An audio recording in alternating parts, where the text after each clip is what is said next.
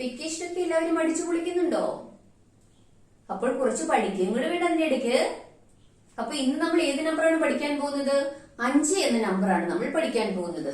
അപ്പോൾ നമ്മൾക്ക് 5 എഴുതാം. എങ്ങനെയാണ് 5 എഴുതുന്നത് നോക്കിക്കേ. 5 ഇങ്ങനെയാണ് 5 എഴുതുന്നത്. ഓക്കെ, അപ്പോൾ 5 നമ്മൾ എന്തൊക്കെ കാര്യങ്ങളാണ് നിങ്ങൾക്ക് അറിയാവുന്നത്? നിങ്ങളുടെ കയ്യിൽ എത്ര വിരലുകളുണ്ട്? പിന്നെ നക്ഷത്രത്തിന് എത്ര വാലുകളാണുള്ളത്? അതുപോലെ പഞ്ചേന്ദ്രിയങ്ങൾ, ഇതെല്ലാം 5 എണ്ണം വീതമാണ് ഉള്ളത്. ഓക്കെ, അടുത്തത് നമ്മുടെ സങ്കലന പട്ടികയാണ് ഉള്ളത്. നമ്മൾ എത്ര വരെയാണ്? 3, 3, 1, 4 എന്ന് നിങ്ങൾ നേരത്തെ പഠിച്ചിരുന്നു. അടുത്തത് 4 + 1 5 എന്ന് എഴുതുക. അപ്പോൾ 1, 1, 2, 2, 1, 3, 3, 1, 4, 4, 1, 5. ഇവിടെ നോക്കിക്കേ, ഓരോ നമ്പറിന്റെ കൂടെയും 1 കൂട്ടിയാൽ ഏതാ കിട്ടുക? അതിനടുത്ത നമ്പറാണ് നമ്മൾക്ക് കിട്ടുന്നത്. മനസ്സിലായോ? അപ്പോൾ ഈ ടേബിൾ നിങ്ങൾ ഓരോ ദിവസത്തെയും ഓരോന്ന് നിങ്ങൾ പ്രത്യേകം പഠിച്ചു വെക്കണം കേട്ടോ. അടുത്തത് ഏതാണുള്ളത്? നമ്മുടെ ലാസ്റ്റ് പേജിലുള്ള ടേബിൾ ആണുള്ളത്. 1, 2, 3, 4. ഇന്ന് പഠിക്കാൻ പോകുന്നത് 5. അപ്പൊ അടുത്ത് എന്തെഴുതും? 5-ന് നമ്മള് അക്ഷരത്തിൽ 5 എന്ന് എഴുതുക, ഇംഗ്ലീഷിൽ 5 എന്ന് എഴുതുക, FIVE 5.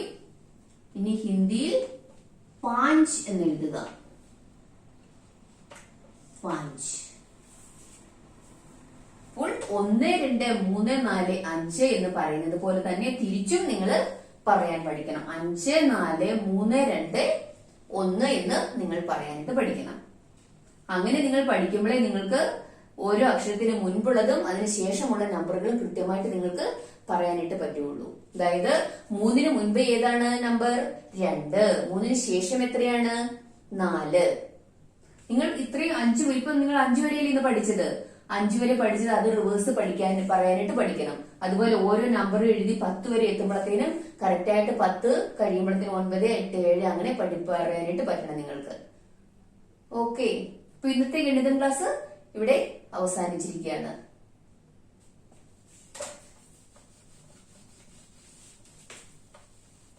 അടുത്തത് നമുക്ക് മലയാളം പഠിക്കാം.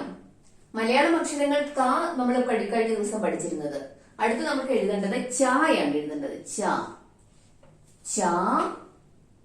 അടുത്തത് ജ, പിന്നെ ജായാണുള്ളത്. ജ. എങ്ങനെയാണ് ജ എഴുതുന്നത് നോക്കിയേ. ഈ പോലെ എഴുതിയിട്ട് താഴേക്ക് കൊണ്ടുവന്ന് ഇവിടെ ഇങ്ങനെ അകത്തേക്ക് കയറ്റി ഇടുമ്പോഴത്തേനും അത് ജ എന്ന അക്ഷരമാകും. അടുത്തത് ജാൻ എഴുതുന്നത് ഇങ്ങനെ താഴെ എഴുതിയിട്ട് ഇങ്ങനെ മുകളിലേക്ക് കൊണ്ടുവന്ന് ഇങ്ങനെ ഒന്ന് കൊണ്ടുവരിക. അപ്പോഴത്തേക്കും ഇത് ഞ എന്ന അക്ഷരമാകും. ഇനി ജ കഴിഞ്ഞിട്ട് അടുത്ത അക്ഷരമാണ് ഞ. ഒരു കെട്ടുപുള്ളിയിട്ട് അതിനെ കൂടെ കൂട്ടി ഒരു താ എഴുതുമ്പോൾ ഞ എന്ന അക്ഷരമായി.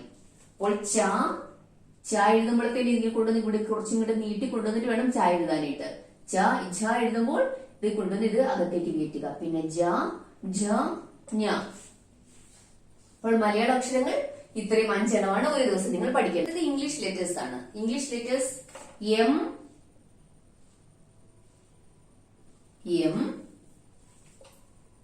N, O. ഇങ്ങനെ 3 ലെറ്റേഴ്സ് ആണ് നമ്മൾ പഠിക്കുന്നത്. M, N, O. ഈസി അല്ലേ M എഴുതാനായിട്ട്? നോക്കിയേ, N നോക്കിക്കേ. ആദ്യം ഒരു വരയിട്ട് ഇങ്ങനെ ക്രോസ് ആയിട്ട് ഒരു വരയിട്ട് മുകളിലേക്ക് വരയിടുമ്പോൾ N ആയി. O എഴുതാൻ വളരെ ഈസിയാണ്. ഒരു സർക്കിൾ വരയ്ക്കുമ്പോഴത്തേനും അവിടെ O ആയി. ഇനി M, സ്മോൾ ലെറ്റർ M എങ്ങനെ എഴുതും നോക്കിക്കേ. ഇങ്ങനെ ഒരു കുഞ്ഞു വരയിടുക, അതേ കൂട്ടി ഞ എന്ന് എഴുതുമ്പോൾ M ആയി. അടുത്തത് N ആകുമ്പോൾ ഒരു വരിയിട്ട് അതേ കൂടെ കൂട്ടി റാ എന്ന് എഴുതി വെച്ചാൽ മതി കേട്ടോ. അപ്പോൾ അത് N ആയി, സ്മോൾ ലെറ്റർ N ആയി. സ്മോൾ ലെറ്റർ O എന്ന് പറയുമ്പോഴത്തേനും കുഞ്ഞൊരു വട്ടം ഇട്ട് വെച്ചാൽ മതി. ഇത് വലുത്, ഇത് ചെറുത്.